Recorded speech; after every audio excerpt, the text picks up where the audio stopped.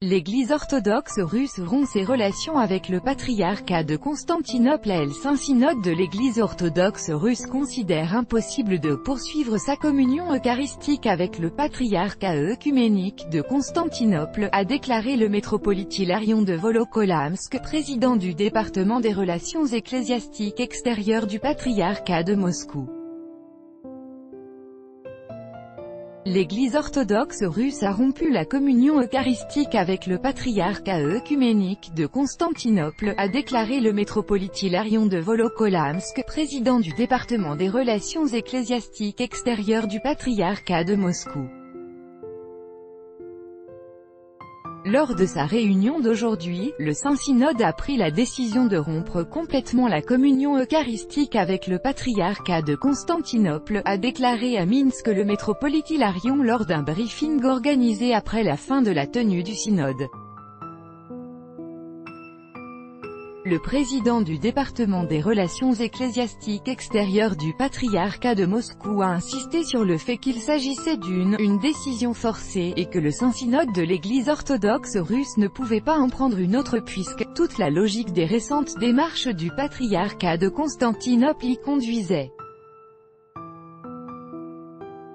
En pratique, cette décision signifie que nous ne pourrons plus concélébrer avec le patriarcat de Constantinople, nos prélats et nos prêtres ne pourront plus prendre part aux liturgies avec des prélats et des prêtres du patriarcat de Constantinople, les laïcs ne pourront plus communier dans les églises du patriarcat de Constantinople, a expliqué le métropolite Hilarion.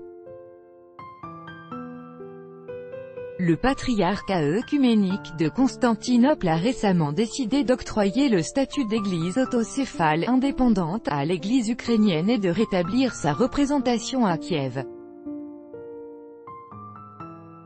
Il a en outre levé l'anathème prononcé contre les chefs de deux églises non canoniques ukrainiennes, Filaret Denisenko, patriarche autoproclamé de Kiev anathématisé par l'église orthodoxe russe en 1997, et Makary Maletitch, chef de l'Église orthodoxe autocéphale ukrainienne.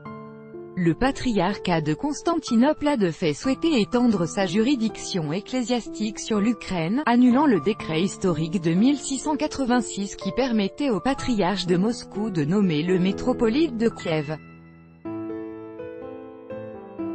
D'après l'Église orthodoxe russe, ces décisions légitiment un schisme et risquent de porter un préjudice catastrophique aux croyants en Ukraine et dans le monde orthodoxe.